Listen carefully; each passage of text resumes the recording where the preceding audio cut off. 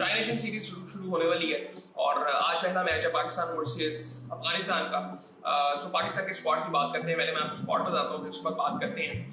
पाकिस्तान का स्क्वाड है, सलमान अली आगा कप्तान होंगे, अब्रार अहमद हैं, फहीम अशरफ है, फखर जमान है, हारिस रऊफ है, हसन अली है, हसन नवाज है, हुसैन तलत है, मुशीर शाह है, मोहम्मद हारिस है, मोहम्मद नवाज है और मोहम्मद वसीम है, साहिद फरहान है, साइम अयूब है, सलमान मिर्जा है, शाहीन शाह अफरीदी है, सुफियान मुकीम है। सो ये पाकिस्तान का स्क्वाड था। अब इसमें मैं अगर बात करूंगा कि स्क्वाड कैसा है, कोई फायदा नहीं है उस चीज़ का। और स्क्वाड काफ़ी देर से अनाउंस हो चुका था, लेकिन मुझे था कि यार ट्राई नेशन सीरीज जब शुरू होगी उसके बारे में तब बात करेंगे। अब ये स्क्वाड जो है वो ट्राई नेशन सीरीज के लिए और एशिया कप दोनों के लिए अनाउंस किया गया। अब इसमें जो एक अहम बात है, अब काफी प्लेयर्स की बात की जा रही है कि वो प्लेयर हो सकता था, बहुत से प्लेयर्स हो सकते थे, बहुत से नहीं। मेरा T20 का कांसेप्ट पाकिस्तान क्रिकेट के लिए ये है कि पाकिस्तान की एटलीस्ट 3 टीमें मेन टीमें होनी चाहिए। पाकिस्तान की ये नहीं, पाकिस्तान की 3 टीमें होनी चाहिए। उसकी वजह मैं आपको बताता हूँ। आप हमारे यहाँ पे क्रिकेट खेली किस तरह से जाती है, टैलेंट बेस पे। टैलेंट नजर आया, पाकिस्तान टीम में डालो, टैलेंट नजर आया, पाकिस्तान टीम में डालो। आपने इतने लड़कों को डेब्यू करवा दी है और डेब्यू के बाद वो पाकिस्तान ए से खेल रहे हैं अपने आप को बेहतर करने के लिए। ये समझ से बाहर आई चीजें। तो खैर अब उन्होंने मेरे ख्याल से 3 टीमें बननी चाहिए और उनकी रेगुलर T20 सीरीज होनी चाहिए, रेगुलर होनी चाहिए। अभी पिछले कुछ सालों में अगर देखें, मुझे तो ये पिछले 2-3 सालों में ऐसा लगा कि हमने क्रिकेट बहुत कम खेली है। टेस्ट क्रिकेट की बात करें, वनडे तो बहुत ही कम हुई है, लेकिन T20 भी हमने बहुत कम खेली है। सो T20 क्रिकेट हमें बहुत ज्यादा खेलनी पड़ेगी, बहुत ज्यादा खेलनी पड़ेगी। सो अगर 3 टीमें मैं समझता हूँ कि एक टाइम में खेल रही हो, अब उसमें बहुत सी चीजें आती हैं। जिस तरह बजट एक इशू है, बजट से मेरी मुराद ये है कि आपके पास स्पॉन्सर उस तरह से नहीं होते इतने ज्यादा, स्पेशली जो ब्रॉडकास्टिंग के राइट्स होते हैं वो बेचना वो इतना आसान काम नहीं है। 3 टीमों को तो और ज्यादा मुश्किल हो जाएगा। अभी एक टीम की अगर बात करें तो वो आई थिंक हो जाता है, 2 भी हो जाएगा, लेकिन 3 वो चैलेंज किसी हद तक शायद हो सकता है। लेकिन आई थिंक वो उसमें जो एक वजह है वो बिजनेस मॉडल की वजह, लेकिन इसका सोल्यूशन हो सकता है। ऐसी कोई बात नहीं है कि इसका सोल्यूशन नहीं हो सकता। आपके पास OTT इतने प्लेटफॉर्म्स हैं, आपके पास चैनल्स भी हैं, और मेरे ख्याल से जितने चैनल्स हैं पाकिस्तान में हो जाएगा, मैनेज हो सकता है अगर करना चाहे तो। पहले तो 3 टीमें आपको बनानी पड़ेगी, ये कभी भी नहीं होगा। मैं पिछले 2-3 साल से बात कर रहा हूँ, शायद मेरे ख्याल से मैंने किसी के मुंह से भी नहीं सुनी ये बात कैसा होना चाहिए। एक टाइम पे सुनता था जब इंडिया में ये ऐसे हुआ था, 2-3 टीमें उनकी बनी थी और एट द सेम टाइम वो क्रिकेट खेल रही थी मुख्तलिफ ममालिक में जाके। लेकिन पाकिस्तान में उस वक्त हल्की बुल्की बात हुई थी, उसके बाद कभी बात नहीं हुई। और ये चीज़ें आई थिंक इम्पॉर्टेंट हैं। और पाकिस्तान टीम की स्पेसिफिकली बात करें, यार ठीक टीम है, अच्छी टीम है, मतलब यंग टीम है। मैं सिर्फ इनके अंदर जो चीज़ एक देखना चाहता हूँ, एक तो फाइट नजर आनी चाहिए और दूसरा फील्डलेस क्रिकेट खेले, डरने की कोई जरूरत नहीं है। ये अगर ये चीज जहन में होना कि आउट हो जाऊंगा तो टीम से बाहर हो सकता हूँ, नहीं खेल सकते। अगर जिस बंदे ने अपना शौक पूरा करके और डर के फिर जिंदगी गुजारनी है तो फिर फायदा क्या है शौक पूरा करने का? फिर आप पैसे कमाने के लिए जो कर सकते हो वो करो। सो आई थिंक ये स्पेसिफिक लोग जो एथलीट्स होते हैं, आर्टिस्ट होते हैं, जो अपने पैशन को फॉलो कर रहे होते हैं, मोस्टली लोग, इनको आई थिंक मेरे ख्याल से जरा ना पैसे से थोड़ा सा आगे चला जाना चाहिए, इन चीज़ों से थोड़ा आगे चला जाना चाहिए कि ठीक है, मैं अगर अच्छा हूँ तो मैं रहूँगा यहाँ पे। सो आई थिंक ये सारी चीज़ें इस माइंडसेट से अगर ये खेलते हैं, मेरे ख्याल से इतने गुम होते तो नहीं है हमारे प्लेयर्स, जिसकी ज़रूरत है। कई सालों से बात कर चुके हैं, सो बहुत से लोगों ने बात की है, नहीं हो रही ठीक ये चीज़। सो खैर आई थिंक अब स्पेसिफिकली अगर प्लेयर्स की बात करें, सलमान अली आगा बिल्कुल ठीक है, अब्रार को भी खेलना चाहिए, फहीम भी है, प्लेइंग 11 की भी बातें हो रही हैं।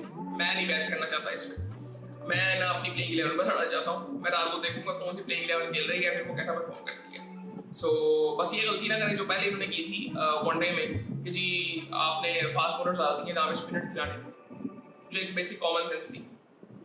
फहीम अशरफ है, फखर जमान, अब मैं आपको एक चीज़ बताता हूँ, फहीम अशरफ ने अब स्कोर कर दी है, अब फास्ट बॉलिंग ऑलराउंडर है। सो उसके बाद अब नवाज बॉलिंग बेहतर कर रहा है पिछले कुछ टाइम से। सो ये सारी चीजें आई थिंक है, एक चैलेंज होगा प्लेइंग 11 में बनाना। हारिस रऊफ, मेरे ख्याल से हारिस रऊफ की एटलीस्ट जगह नहीं बनती इस टीम में, ये क्योंकि ये वाहिद ऐसा प्लेयर है जो बिल्कुल क्लियरली नजर आ रहा है कि इसकी जगह ही नहीं बनती। जिस तरह से उसको मार पड़ रही है हर फॉर्मेट में, कहीं पे कुछ नहीं किया इसने। सो आई थिंक इसकी जगह नहीं बनती। बाकी आई थिंक इस वक्त जो भी आप डाल दें, शाहीन भी ठीक है, बेहतर नजर आ रहा है पिछले कुछ टाइम से, लेकिन हारिस की तो बिल्कुल जगह नहीं नजर आती, पता नहीं किस बेस पे खेल रहा है। और हसन अली की बात करें, ठीक है उसने पिछले कुछ टाइम में परफॉर्म किया, बट उसने पिछले कुछ मैचेस बड़े गंदे खेले।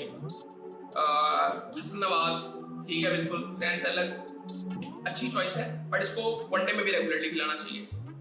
हो सकता है टेस्ट की अगर टीम में आ सकते हैं तो उसमें भी खिलाएं, ये अच्छा प्लेयर मुझे लगता है। वाइट बॉल में भी ठीक है, लेकिन टेस्ट में अगर जरूरत पड़े तो खेल सकता है ये भी। मुजदिल शाह भी है, कैसे खेलेंगे मुझे भी कुछ नहीं पता कैसे खेलेंगे मुजदिल शाह। और मोहम्मद हारिस थोड़ा सा मुझे लगता है कि इनको अपनी गेम को और ज्यादा समझने की जरूरत है।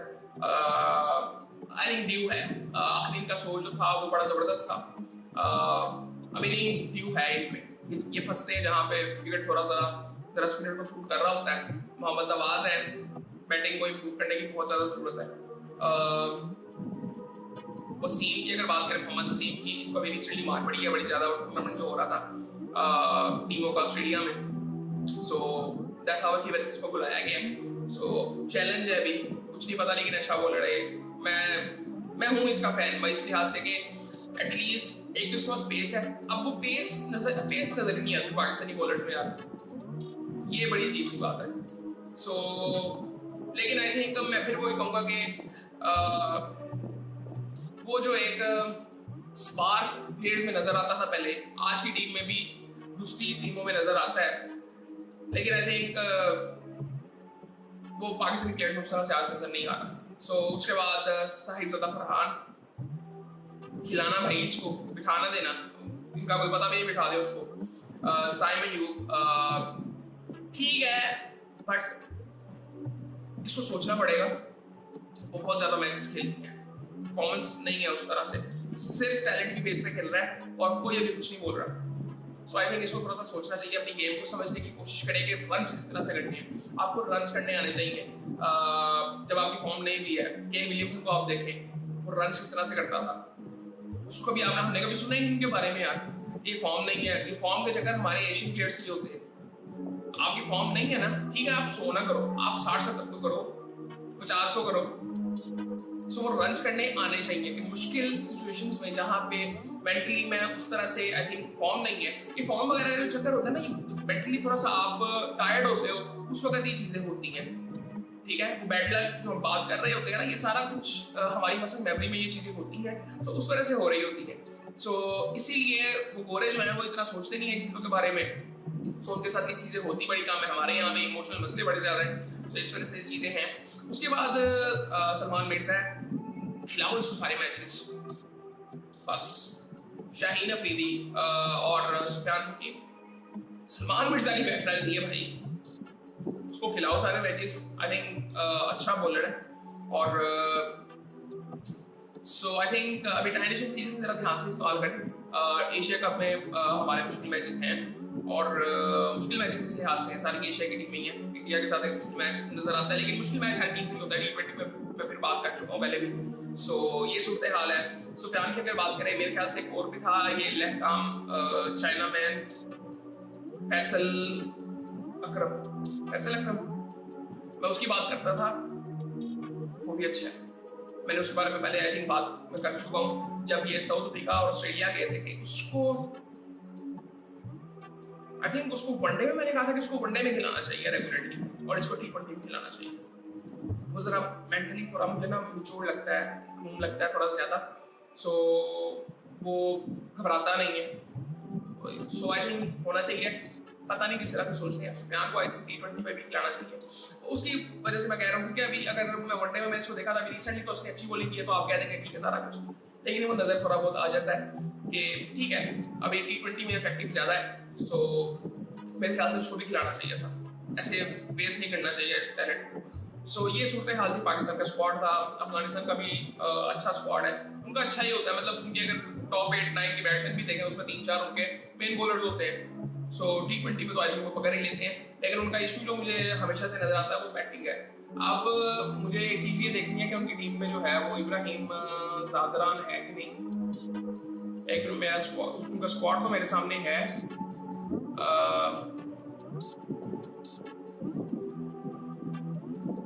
इब्राहिम जादरान है, सो ये अच्छा प्लेयर है। लेकिन एक दो प्लेयर्स ऐसे हैं जो कि मुझे नजर ही नहीं आ रहे। अब वो एक वो था ना खब्बा, क्या नाम था उसका, नसरुल्लाह नाम था उनका, पता नहीं। सो वो खपाए होता था, वो बड़े छक्के मारता था, जिसने अफगानिस्तान की लीग में भी आते ही उसने एक अपना नाम छाप दिया था। सो वो पेशावर ज़ल्मी से भी वो खेल चुका हुआ है। सो आई थिंक गायब भी हो गया एकदम। सो खैर ये अब शाम के मैच में पता चल जाएगा कि क्या सूरत हाल है। बाकी आई थिंक फिर आपसे बात होगी।